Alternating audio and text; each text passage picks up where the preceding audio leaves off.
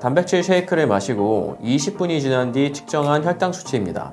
왜 같은 제품, 같은 양을 먹었는데 혈당에서 차이가 나는 걸까요? 안녕하세요. 다이어트 성공기입니다. 여러분, 최근에 스위치온 다이어트가 유행하면서 체중 감량을 위해 이런 단백질 쉐이크를 챙겨 드시는 분들 많으실 거예요. 근데 단백질 쉐이크를 잘못 드시면 살이 빠지기는커녕 오히려 살이 찔 수도 있다는 사실 아셨나요? 그래서 오늘은 단백질 쉐이크를 제대로 마시는 방법에 대해서 알려드릴게요. 특히 스위치온 다이어트를 하시는 분들이라면 끝까지 보시는 걸 추천드립니다. 단백질 쉐이크를 제대로 마시는 방법을 바로 알려드리자면, 단백질 쉐이크를 드시고 앉아 있으시면 절대 안 됩니다. 무슨 말이냐고요? 아까 보여드렸던 A와 B 사진이 달랐던 이유는 단백질 섭취 이후 활동 유무였습니다. A 사진은 단백질 쉐이크를 마시고 20분 정도 가벼운 걷기 운동을 했습니다. 반면 B 사진은 단백질 쉐이크를 마신 뒤 30분 정도 아무것도 안 하고 누워있던 그래프죠. 이렇게 작은 움직임의 차이로도 식후 혈당이 크게 차이가 나는 이유는 단백질 쉐이크에 들어있는 탄수화물 때문입니다. 단백질 쉐이크에는 여러분이 생각하는 것보다 많은 양의 탄수화물이 들어가 있는 제품이 많습니다. 제품에 따라서는 정말 이게 단백질 쉐이크인지 아니면 혈당 쉐이크인지 헷갈리는 제품도 있어요. 그리고 대부분 단백질 쉐이크에는 이렇게 소화 흡수가 빠른 유당이라는 탄수화물이 들어가 있죠. 구매 전에 성분 표시를 확인하고 구매하시면 아무 문제가 안 생기겠지만, 유당처럼 소화 흡수가 빠른 성분이 들어있는지 아닌지는 성분 표시만으로는 확인하기가 쉽지 않습니다. 그래서 이럴 때는 유당이 제거된 단백질 제품을 드시는 것이 좋습니다. 식후에 올라간 혈당을 빠르게 낮출 수 있는 방법도 하나의 방법입니다. 이 연구에 따르면 식후 10분 이후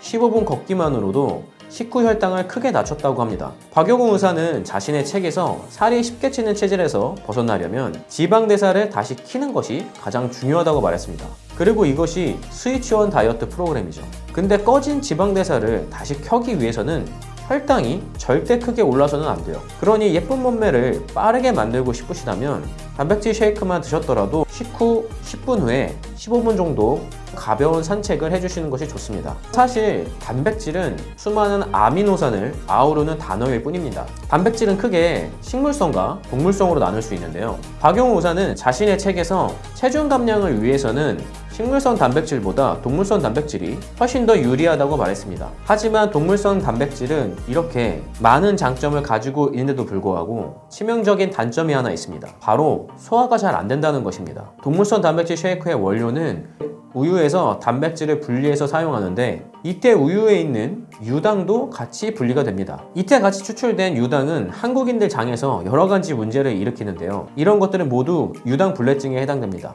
한국영양학회지에 따르면 한국인 성인 남녀 10명 중 8, 9명은 유당 불내증이 있다고 합니다. 아무리 동물성 단백질이 체중 감량에 효과적이고 좋은 단백질이라지만 소화불량으로 고생한다면 무슨 의미가 있나요? 괜히 피부만 안 좋아지죠. 그래서 이런 단점을 완벽히 보완한 단백질 쉐이크가 있습니다. 바로 유당이 제거된 단백질 쉐이크 WPI죠. PI는 두 가지 문제점을 완벽하게 해결합니다. 유당이 제거되었기 때문에 단백질 쉐이크를 드셔도 급격한 혈당 상승이 없습니다. 마찬가지로 유당이 제거되었기 때문에 유당 불내증 환자도 소화불량이 일어나지 않습니다. 소화가 잘 돼요. 혹시 이런 WPI 제품을 구매하시고 싶으시다면 직접 인터넷에 WPI를 검색해서 사셔도 됩니다. 하지만 나는 가성비 좋은 WPI 제품을 찾고 있다면 아래 링크를 클릭해서 구매하시는 것도 좋을 것 같아요. 컨텐츠를 위해 스위치온 다이어트를 공부도 해보고 질문하시는 분들과 상담도 해보면서 느낀 것이 있는데요. 스위치온 다이어트를 실패하시는 분들은 크게 두 가지 공통점이 있다는 겁니다. 첫 번째, 실패하는 이유는 빠르게 살 빼고 싶은 욕심에 허용 음식이 있는데도 불구하고 무리한 식단을 한다는 것입니다. 박용우 의사는 책에서 허용 식품을 얘기했습니다. 꼭 이 식품을 드셔서 절대 배고픔을 느끼시면 안 돼요. 안타까운 실패 사례들이 대부분 첫 주차에 극심한 배고픔을 참다가 폭식으로 다이어트를 마무리합니다. 폭식 엔딩인 거죠. 이런 행동이 단순히 다이어트 실패로 끝나면 다행이지만 폭식증과 같은 식이장애로 이어지는 경우도 있어 특히 조심해야 됩니다. 두 번째는 마찬가지로 빠르게 빼고 싶은 욕심에 운동을 과하게 한다는 것입니다. 박용호 박사는 고강도 인터벌 트레이닝을 추천하지만 실제로 다이어트로 14kg를 감량하고 여러 다이어트 상담해본 결과 일반인들에게는 고강도 인터벌 트레이닝을 절대 추천하지 않습니다. 저도 하지 않아요.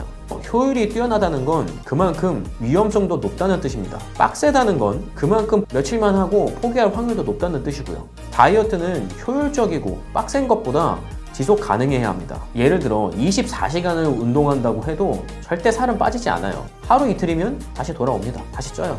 근데 하루에 1시간씩 24일 운동하는 것은 확실히 살이 빠집니다. 그러니 운동도 조금씩 천천히 강도를 올려서 지속 가능한 운동을 목표로 다이어트를 해보세요. 만약 운동의 기준이 필요하시다면 저는 시작하시는 분들에게 하루에 20분 정도 걷고 뛰는 것을 추천드립니다. 오늘은 단백질 쉐이크를 제대로 마시는 방법에 대해서 알려드렸습니다. 스위치온 다이어트를 하시는 분들이라면 꼭 내용을 참고해서 빠르게 원하시는 예쁜 몸매를 만드시길 바랍니다. 그럼 저는 다음 주 수요일에 찾아뵙겠습니다. 그럼 더 건강해져서 만나요. 안녕.